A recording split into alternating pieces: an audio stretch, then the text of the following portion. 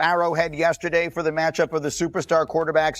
Patrick Mahomes has always dominated this matchup. Ravens now up 7-3 in the first quarter. Lamar Jackson, Rex, under pressure and makes the big mistake to pick his first interception of the season. Yeah, I mean, obviously, this is the first one, the only one of the season. And here comes Xavier Worthy now the other way. Teddy, they missed him badly. That speed, just a little explosive plays they did not have. It was nice to see. He made an impact. So bad. Chiefs up 27-10. Ravens desperation time. Lamar scrambling, and down he goes. Remember, he was sacked 7 times Monday night by the Lions. 3 more in this game, and then after this play, he would leave with a hamstring injury. And so this one was as one-sided as it gets. 37-20, the final. It might not have been quite as close as that would sound. And maybe the most important storyline coming out, Shefty, the hamstring of Lamar Jackson. What do we know? The game was out of hand, so we're not sure whether they took him out because the game wasn't close and they were resting him, or whether this is the type of hamstring injury, as many are, that can sideline Lamar Jackson a week or two. Now, let's keep in mind, the Ravens play the Texans this upcoming week. They have one more game, and then they have a bye. Right. So that could enter in depending on how that hamstring is. But hamstrings, it's a strain. They're muscles. They're tough to predict. They'll see how he's doing during the week, gauge it, and we'll see whether Lamar Jackson can bounce back next week for a team that needs him, for a defense that's failing them. Lamar Jackson's been pressing. There's a lot of things right now that Baltimore has to work through, but none may be bigger than that hamstring. For sure. They have 3 straight home games coming up with the bye in the middle of it, as you mentioned. They have the Texans, the Rams, and the Bears. So maybe they can get right. But, Rex, you and I were talking before the show. There's a part of you that will always be a Raven. That defense, a lot of it is in your image and your imagination. So if I were to ask you to give one word to describe the Baltimore defense right now, what would it be? Unrecognizable. I don't recognize anything. I don't recognize the tackling. I don't recognize the Raven mentality, the Raven pursuit, the Raven pass rush. I don't recognize the scheme. So it's not even just the disposition of the players, but I don't recognize the scheme. Like, this used to be an attack-first defense, could care less who they were playing. All right? And to me, I don't recognize it, and certainly don't recognize the results. This is the worst defense in the National Football League. Say that again. Yeah. The worst defense in the National Football League. When going into the season, I think they're going to be the best. The Baltimore Ravens. The Baltimore Ravens. Now, look, last year we saw this too. For the first 5 games of the season, they couldn't stop a nosebleed, and then at the end of the season, they turn around. I don't see the same thing here. I don't know where it's coming.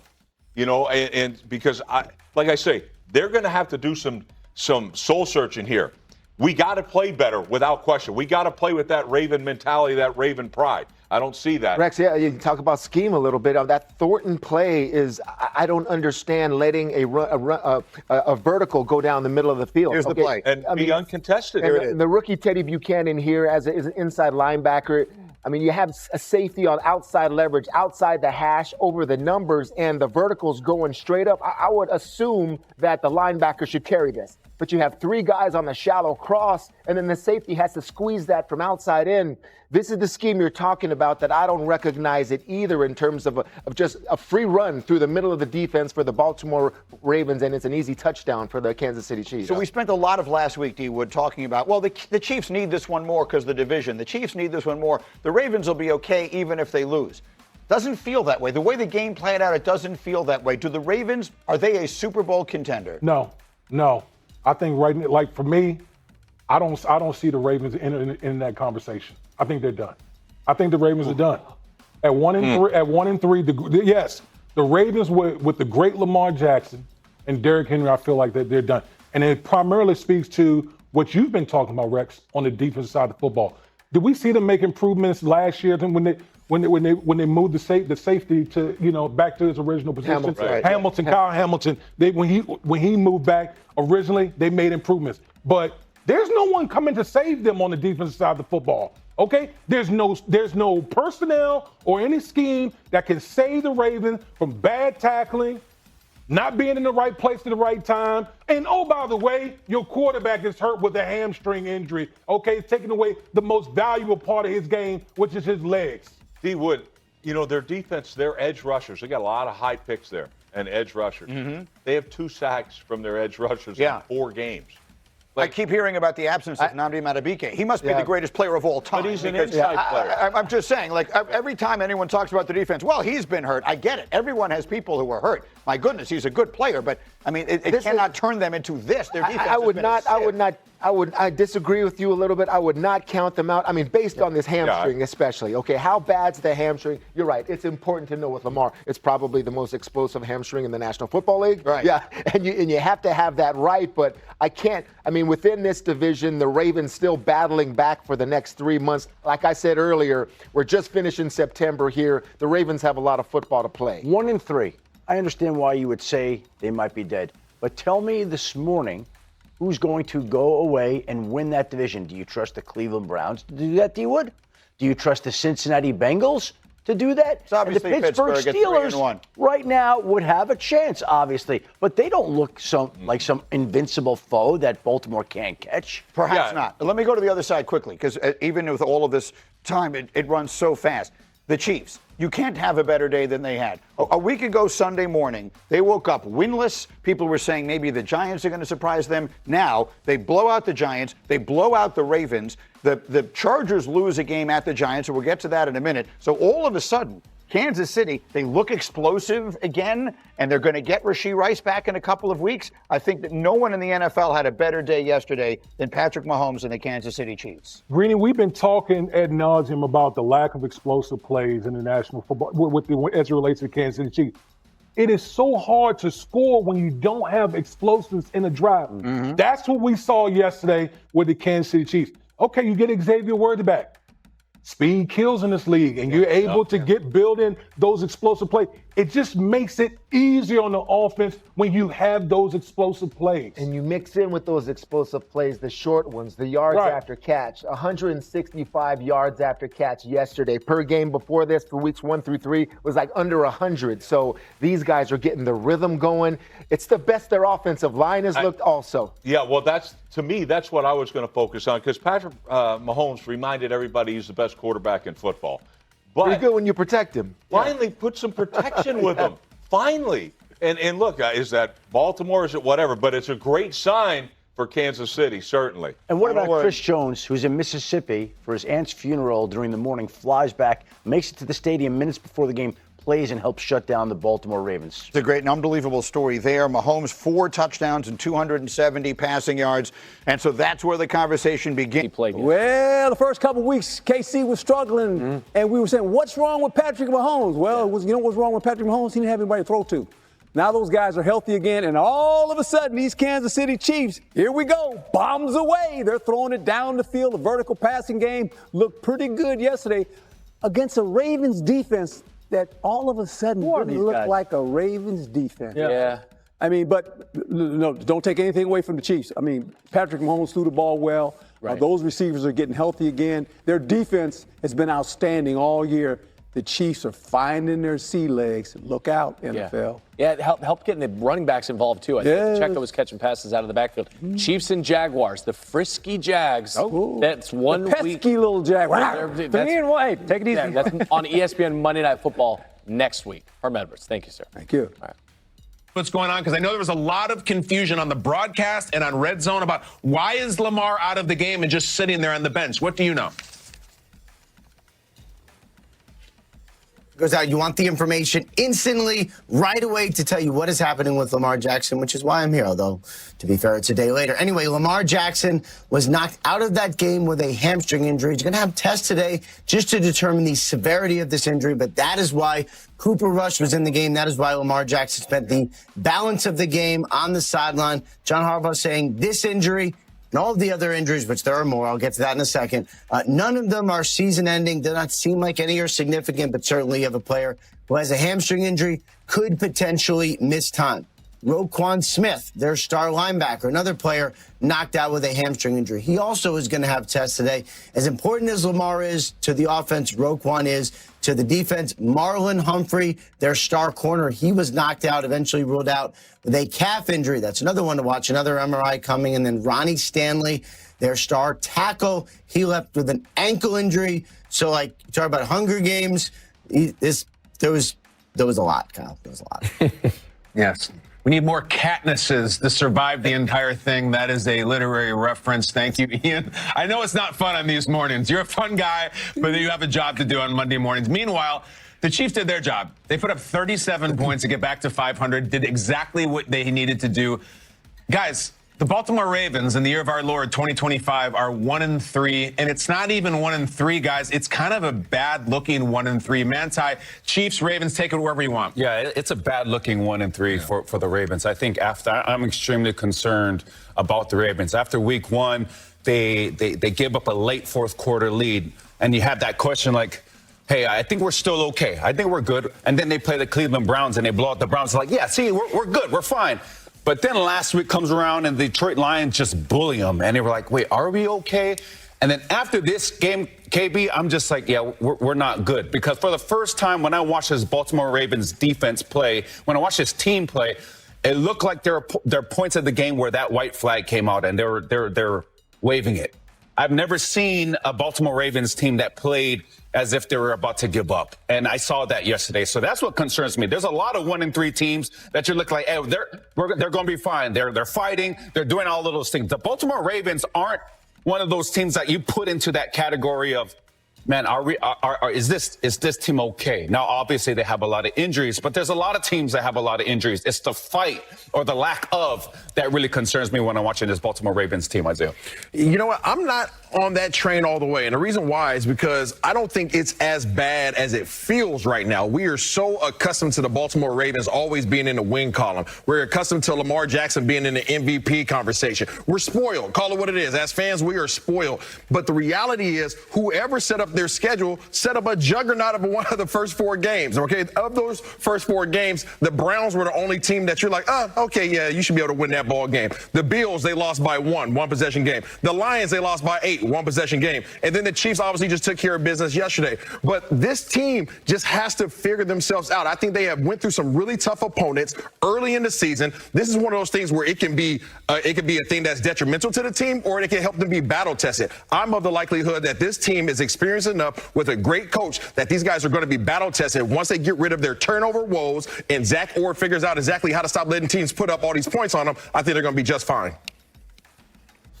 Well, man, I don't know, Isaiah.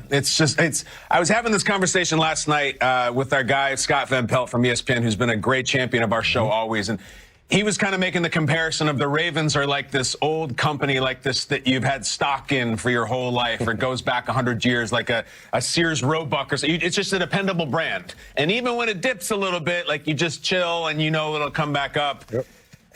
1-3 is 1-3. It is not 1-1. It is not 1-2. I say all the time, just stack wins. I don't care if you look good. I don't care that the Eagles don't look great right now. They're 4-0. I don't care. 1-3. You start. You know what you do? You know what you do, Isaiah? Like you start pulling up the Ravens' schedule and you do that thing. You're like, all right. So how are they going to get to 10-7, which would pretty much assure them in the playoffs? It's not that easy. It's not that great. And it's just if Lamar is out. If they just lost this game, I'd be like, well, you know, Lamar, Harbaugh, they'll figure it out. Now the quarterback's out.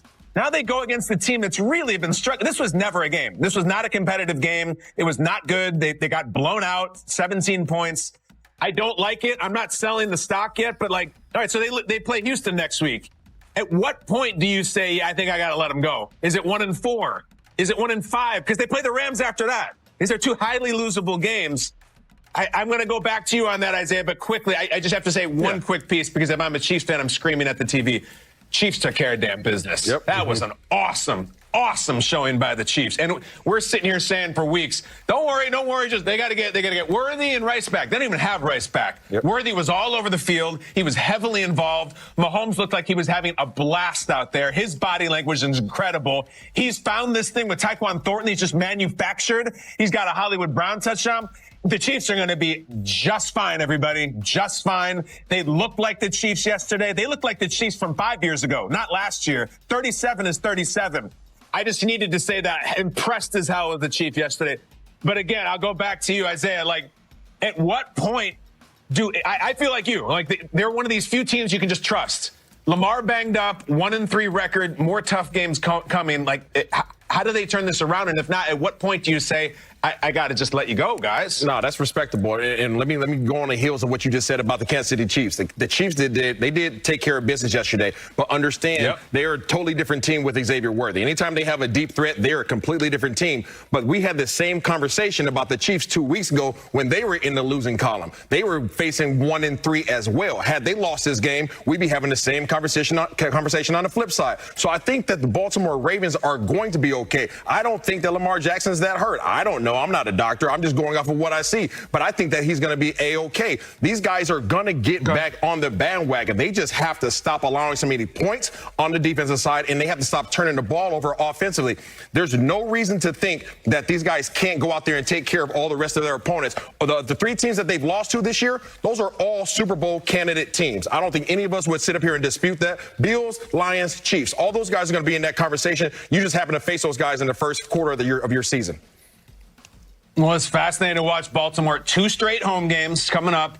Houston and the Rams. 2 teams are in the playoffs just about every single year. It's like, what do you got? This is big-time gut check stuff for the Baltimore Ravens. Guys, we would love to keep... And Dallas, Smalls tied at 40 apiece. That's how the game ended. This cheese has some holes in it.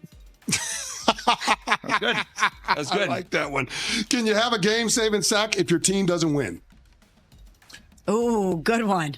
Was Jerry right? Micah's really good, but not worth what Dak's worth?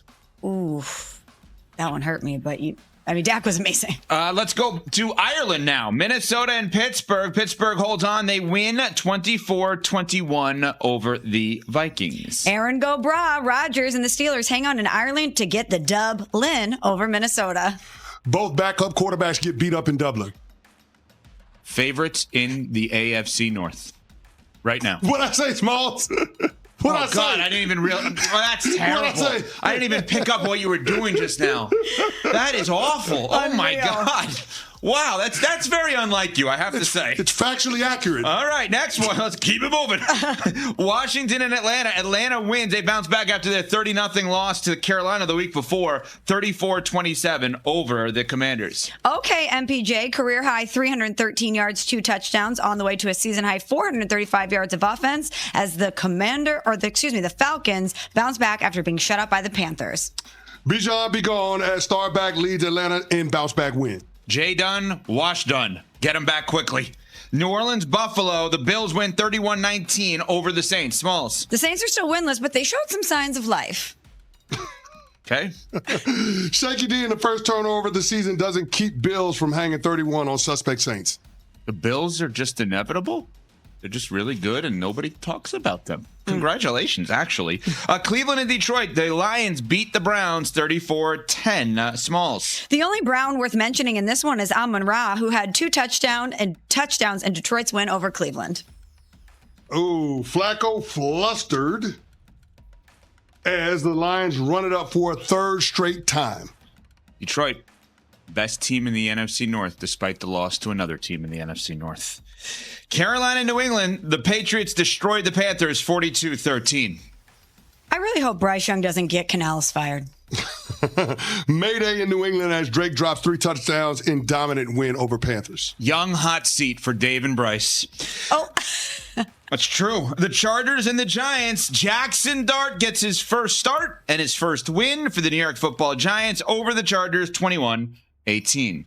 It's a darty, it's a darty, it's a darty. Hey. Welcome to the NFL. Jackson Dart, the Giants shocked the Chargers. Giant upset in Dart debut spoiled by injured neighbors. I give credit to Russ for being a great mentor, as per Jackson Dart yesterday. Oh, boy. He did say that. He did say that. Philly over Tampa, 31-25. Smalls. So Todd Bowles has Jalen Hurts' number, huh? Is that what y'all wanted to see? I like that. I know someone else who wants Jalen Hurts' number. Get in line. Special teams and special plays mask growing pains for Philly offensive coordinator as Birds extend their win streak to 10 straight. A.J. Brown, give your Twitter password to Jalen Hurts, please.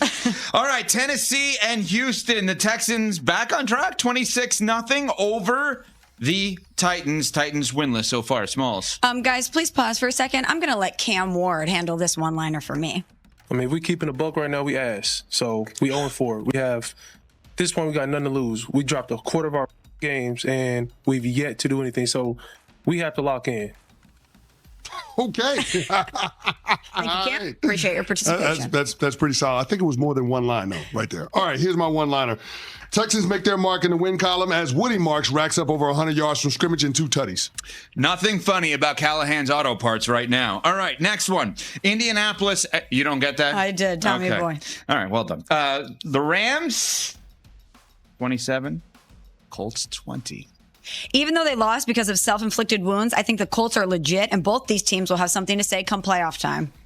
Is A.D. Mitchell a plant for Sean McVay and the Rams? Serious question. You have some interesting ones. You're on fire today. I mean, my God. Puka wore the tutu late. All right, Jacksonville and San Francisco. The Jacksonville Jaguars. I didn't give the score. Okay, go ahead. Jacksonville beat the Niners 26-21. There you go. Now you go, Smalls. I was up late watching the Packers tie the Cowboys. My apologies, Ev. The Jags are. I feel bad for me too. The Jags are 3-1, and I'm still more interested in the Rob Saleh and Liam Cohen beef than I am this team. Party at Purdy for Jags D as Jacksonville dominates the turnover battle in the Bay. I thought Trevor Lawrence was a smart quarterback. Wow, there were some dumb plays yesterday. Yeah, there were. Congrats to the Bears. They go on the road. I think. I mean, there were a lot of Bears fans there yesterday, and they beat Vegas 25-24. Smalls. Don't look now, but the Chicago Bears have won 2 in a row. That's the Ashton Genty we were waiting to see. Caleb's getting better week by week by week. Congratulations to him. All right, last game from yesterday. The Chiefs beat the Ravens 37-20 in the game we were hyping all week. The Baltimore Ravens are 1-3, and Lamar is hurt. Ravens have broken wings, dealing with so many injuries, and Lamar Jackson is the latest. Ravens not worthy of contender label. Chiefs win in a laugher. Kansas City back on track. Nothing to worry about anymore. Let's talk about the Ravens part of this, guys. This is a problem. They're bad. They're banged up. And it may get worse now with Lamar. You had them in the Super Bowl before the season. Yeah. This team you're watching is not the team you thought you were going to watch. Why? Well, defensively, they're awful. What do you mean, why? I mean, they gave up 38 to the Detroit Lions, and they followed that up by giving up 37 to an anemic Kansas City Chiefs offense. And here's the thing. I get Xavier Worthy having an impact on the field goes beyond just production from him. It opens things up for everybody else. But I have a hard time believing that after the first 3 weeks of the season, the Chiefs offense that bad becomes that good because of the presence of number one. Mm-hmm. So I think it's more of an indictment on the Baltimore Ravens defense. And I don't know how this team gets right. I don't know whether or not Zach Orr is out over his skis or whether the defense from a personnel standpoint just doesn't have enough because of all of the injuries. Either way, even though it might not be somebody's fault, it is John Harbaugh's problem. And I'm not quite sure how he gets that fixed. And we haven't even started on the offensive side of the ball yet and all of the giveaways, the turnovers that they've had. So it is bad right now. And I am at the place where I'm willing to entertain somebody else actually winning the AFC North. Is there a team in particular you have in mind? Yeah, I mean, I guess I have to say the Steelers because they're 3-1, but I ain't saying it with my chest. Right. I was not impressed with them winning again yesterday. No, they don't look like a tough team. No, they don't. They're a team that wins. They're a team that's They're a team that's optimistic. And at some point, if you keep doing it, if you keep living off of turnovers, then I have to respect it. Yeah, they're figuring out ways to get the job done. They are, and Baltimore is not. And I hate to say it's over after week 4, knowing that this is a team that you would hope from a talent standpoint could get right and find a way. But they have so many issues, and they're already at such a deficit. Sitting there, 1-3, Lamar potentially out for some time. We are waiting to hear more on the severity of his injury. The team is banged up, and they just look like they are lost. You had self-inflicted wounds to start the season. There's issues on offense. There's issues on defense. I just don't know how they find a way to make this right.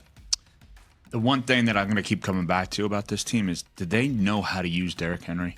Because I don't think the answer is yes. This has been now multiple years. I'm not talking about all the yardage he's racked up and touchdowns. Like, there are too many situations where you're like, you realize you have maybe the best running back in this sport on your team. There was a 3rd or 4th and 1 yesterday in the first half. They didn't even have him on the field, just even as a decoy. I don't think they know how to use him, and I understand that they're mad after the last few weeks with the fumbles. I get all of that, but maybe we just have to look at it and say this marriage is not working out to the way that it should have. Both parties, with the Ravens and Derrick Henry. Very surprising. If Lamar's out for any extended period of time, they're in big trouble. If Lamar's there now, right now, they're in big trouble. Any way you cut it, this team is in bad shape. The irony, Shedeur Sanders didn't want to go to Baltimore because he didn't think he would play. I didn't even think about that. Still may not have, but he has a better shot. Yeah. He has a better shot. There are less people on the depth chart to contend with if Lamar is out. That's right. So that's absolutely right. All right, that's the big AFC game from yesterday. The big NFC game yesterday goes to the team that always wins, yet people still doubt them. We'll get to that coming up after I tell you about... The Kansas City Chiefs just dropped an absolute nuke on the Baltimore Ravens, and nobody saw it coming like this. We're talking about a 37-20 beatdown at Arrowhead Stadium that felt more like 50-10 by the time Lamar Jackson limped off the field with what looked suspiciously like a case of, we're getting our ass kicked, so let me sit this one out. This wasn't just a win, this was a statement game that reminded the entire NFL why you never count out Patrick Mahomes and Andy Reid. And if you thought the Chiefs were in trouble after that 1-2 start, you just got served a massive plate of humble pie. The most shocking part isn't even that they won, it's how they won. Absolutely demolishing a Ravens team that came into this game thinking they had a chance, and leaving Baltimore wondering if they're even a legitimate AFC contender anymore. The Chiefs offense didn't just come alive yesterday, they came back from the dead with a vengeance that nobody expected. 37 points, man. When's the last time we saw that from this team? You literally have to go back almost 2 full years to find the last time Kansas City put up that kind of number on the scoreboard. This is the same offense that's been struggling to crack 20 points in some games, the same unit that had everyone wondering if they'd forgotten how to score, and they went out there and hung 37 on a Ravens defense that sure was banged up, but still had NFL players on the field. Patrick Mahomes put on an absolute clinic, going 25 for 37 for 270 yards and 4 touchdowns, spreading the ball around to 9 different receivers like he was playing playground football with his buddies. This was his first 4-touchdown performance since October 12th, 2023, which feels like a lifetime ago in NFL years. The man went an entire season plus without throwing 4 touchdowns in a game, and he just casually drops it on the Ravens like it's nothing. And here's the kicker, he became the youngest quarterback ever to reach 250 career passing touchdowns during this game. Not just young, the youngest. That's the kind of historic stuff that gets lost when you're busy watching him carve up a defense in real time. Every receiver got involved in this offensive explosion. Travis Kelce had 5 catches for 48 yards and looked like his old self out there. Hollywood Brown caught 3 for 38 yards and found the end zone against his former team. Juju Smith-Schuster grabbed 4 for 35 and a touchdown. Isaiah Pacheco had 2 catches for 13 yards and a receiving TD. Kareem Hunt chipped in with 1 catch for 13 yards. Even Tyquan Thornton got in on the action with 1 catch for 11 yards and a touchdown on an absolute bullet from Mahomes. This is what Chiefs football is supposed to look like. Everybody eating, nobody getting doubled all game, and defenses having to pick their poison on every single play. The running game contributed 118 yards on 32 carries, averaging 3.7 yards per attempt, which isn't spectacular, but it's functional enough when your quarterback is dissecting the secondary like a surgeon.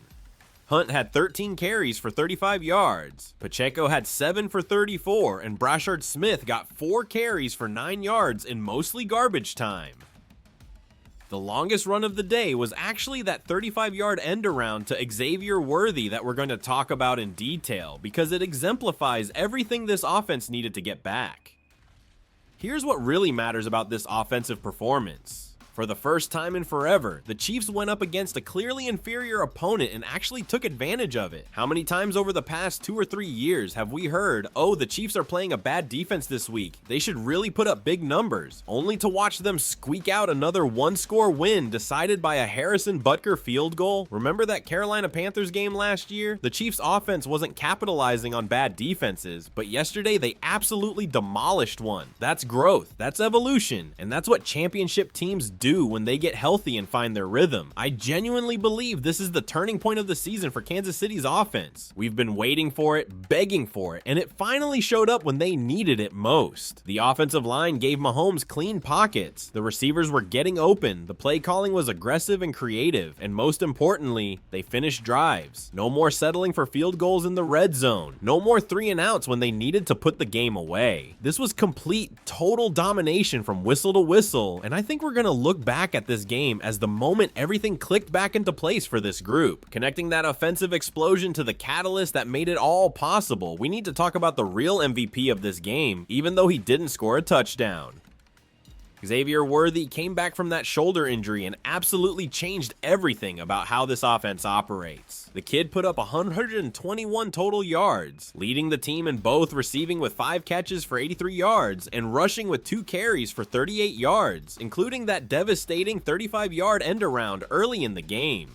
This is exactly what everyone was hoping for when the Chiefs drafted him in the first round, and he delivered in spectacular fashion. What impressed me most wasn't even the production, though the numbers speak for themselves. It was how healthy he looked throughout the game. Going into this matchup, there was real concern that he'd take one awkward hit on that shoulder and be right back on the sideline. That didn't happen. He played the entire game, took his hits, bounced back up, and kept making plays. At this point, it's really just about pain tolerance for him, and clearly whatever discomfort he's feeling isn't enough to slow him down on the field. The dynamic element Worthy brings to this offense can't be overstated. He's not just another receiver, he's a game breaker who forces defenses to respect the entire field. When he's out there, safeties can't cheat toward Kelsey, cornerbacks can't play as aggressive on the outside, and defensive coordinators have to account for his speed on every single play. That opens up everything for everybody else. It's why Kelsey had more room to work, why the intermediate routes were there all day, and why Mahomes had time to go through his progressions. The 37-yard bomb that Mahomes completed to Worthy down the middle of the field was a thing of beauty. Perfect throw, perfect catch, and exactly the kind of explosive play this offense has been missing for weeks. Hollywood Brown made some impressive grabs too, including one crossing route where he had to fully extend to make the catch, showing the kind of effort and concentration that wins games. When you've got Worthy stretching the field vertically, Brown running those intermediate routes, Kelsey working the middle, and now guys like Smith-Schuster and the running backs contributing, you've got a complete offense that's nearly impossible to game plan against. You've got to wonder, and this is pure speculation, but stick with me, what if Worthy never got hurt? What if he'd been healthy all season? Could the Chiefs be 3-1 right now? Could they be undefeated? When you look at those close losses and think about adding this kind of explosiveness to those games, it's hard not to imagine different outcomes. That's water under the bridge now, but it does illustrate just how important this kid is to what Kansas City wants to do offensively. I'm fully convinced that Worthy is going to be the difference maker for the rest of this season. Not Kelsey, not whoever comes back from injury next, but this rookie who runs a 4.21 40 and makes defensive coordinators wake up in cold sweats. If he stays healthy, this offense is going to be absolutely terrifying, especially once Rashee Rice comes back in a couple weeks. We're talking about a receiving core that could legitimately rival anything the Chiefs had during the Tyreek Hill era, and that's not hyperbole. While Worthy was making his return triumphant on offense, the Chiefs defense was putting on a masterclass in how to completely neutralize a supposed MVP caliber quarterback. Lamar Jackson came into this game as one of the most dangerous players in football, and he left it looking like he'd just gone through a nightmare he couldn't wake up from. The final numbers tell part of the story. 14 of 20 for 147 yards, 1 touchdown, 1 interception to Leo Chenal, 1 fumble recovered by Drew Tranquill, and ultimately a hamstring injury that conveniently showed up when the game was completely out of reach. Steve Spagnuolo basically pressed the blitz button on every single play, and the Ravens had absolutely no answer for it.